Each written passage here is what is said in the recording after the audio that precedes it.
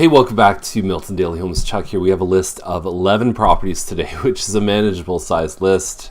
I was in the hospital with my daughter in between day 2 and day 3 of conference week, and I got 2 hours sleep. She had an asthma attack. She's fine now. Thank you to everyone on Facebook who gave nice wishes.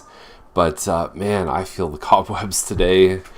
Racing over to Markham and Niagara Falls and all these places for really great conferences and learning.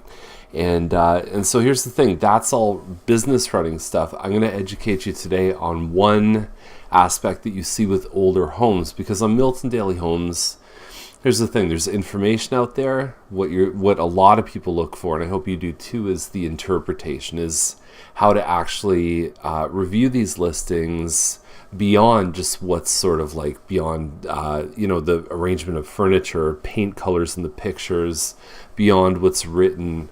A lot of times square footage is incorrect. A lot of times there's area things that people just don't know, and that's what we're about. So 11 listings, we'll talk about a few, and then we'll bounce.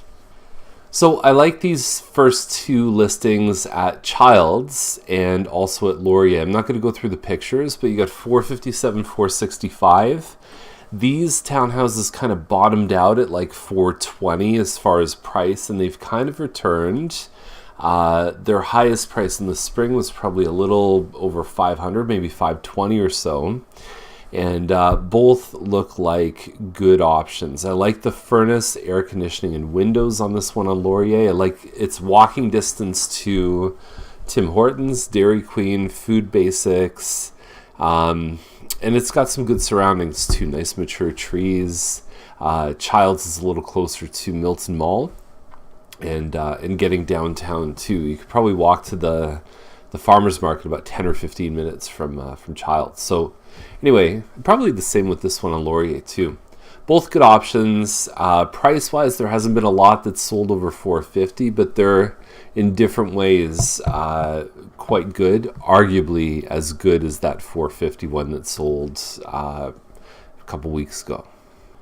Okay, so we got Mary Street. We got a shack. So what's the land value of this home? It's probably more than $499,900. I mean, I think this one's going to get a ton of activity. Even there's one on Bronte that's been hanging around at $599,000, which is essentially land value there. But $499,000, you get a 66 by 132 foot lot. The thing about this one, hydro's been turned off. They have knob and tube wiring. And so what knob and tube is that back in the late 1800s, it was a privilege to get electricity in your home. And up until about maybe 1930, 1940, they were using this system called knob and tube wiring. So I'm not an electrical expert, but I do know that there's a hot and a neutral wire.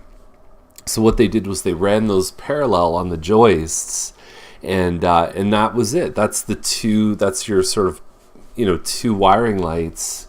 The thing that's missing, because these were only really designed for like lighting, for like ceiling lighting, lamps, that kind of thing.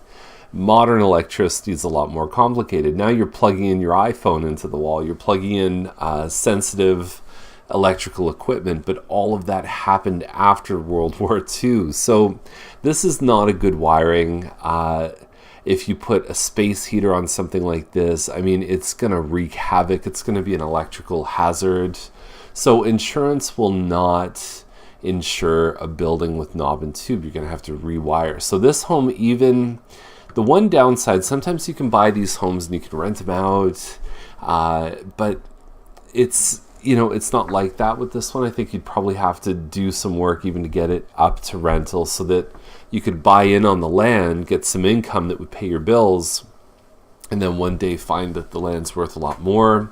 As a development lot, though, this one is solid. This is a very good price for a development lot. Even, in my opinion, even something higher than this, 520, 530, 540, long-term makes a lot of sense. So jump on it quick. I think it's the pick of the day. So while we were gone, we listed 626 Attenborough, which is 1,356 square feet. Still 2-bedroom, 2-washroom, but much larger than this one on McDowell here. There's the other one that's for sale for 500. Don't remember the street, but it has that like live with the wine bottle is the first shot. And then 529, that one has sold, which is the same layout as Attenborough with a few more kind of upgrades. And then there's nothing really until you hit 549, 550, 560. So this one's at 509, and for the difference, why not buy an extra 300 square feet? So this is the smaller one, the Cherry Hill. 300 square feet difference between this and 10,000 above, which is almost, it's like 25 or 30% more size with the other one. Now there's some flooring differences here too, but I think I would rather get in, put flooring on a much larger home and live in it for much longer. So that's the thing. This one just doesn't compete when you look at what's above it. They called an Ashfield. The Cherrywood is basically the same floor plan. Okay, so 1563 Clarke, right on the corner of Clarke and Ferguson, or no, not Ferguson, sorry, Trudeau. Right on the corner of Clarke and Trudeau. And Trudeau, as they build, the Boyne survey is going to continue down, so it'll be relatively busy. You could essentially connect James Snow all the way down to Britannia one day. That's what's going to happen. This home is like mid 1800 square feet, 1850. I have the floor plan. I just always forget this one. And it says 2,700 square feet of living area. There's a single car garage, which you can't see here. And so that would mean that the basement is probably 850 square feet of finished space.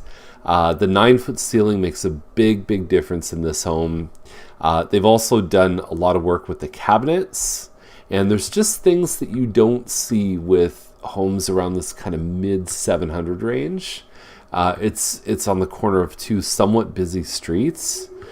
But what you get is you get all this crown molding. You get that kitchen, which is not a standard builder kitchen. It's a step above. Finished basement.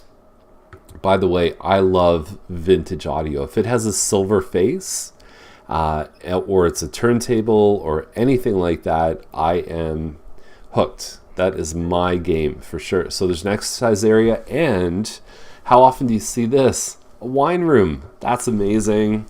So everything about this home has been done, and you can obviously see the single car garage here a lot better than the previous picture. The roof's been done. It doesn't mention anything about the furnace and air conditioner.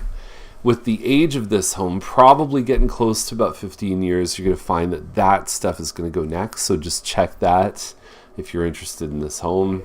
Otherwise, very solid. So the one, I don't want to say complaint, but like this should have been fixed.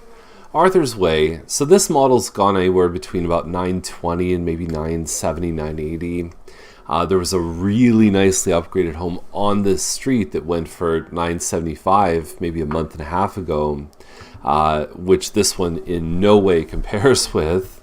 Anyway, 46-foot lot, which you can't find anywhere else. It's Stone Church, 2,800. I think it's a little less than that. But this thing here, a lot of people say, oh, full, that must mean finished. No, it doesn't. But here's the problem. The basement is finished because there's a 5th bedroom. Sharon, if you can scroll down here, 5th bedroom, another bedroom, and then you've got a rec room. And this has to say finished. If it doesn't, there's even people who, like when we set up emails for clients, that we would actually, some of the clients say, I need a finished basement. So we would put that in. We put finished walkout. And if the agent doesn't get something like this right, they can miss the ideal buyer. So you have to, it's tough because, you know, what do you pay your agent for? You got to pay them to know how the system works and how to put things in properly so that people can find the homes that they're looking for.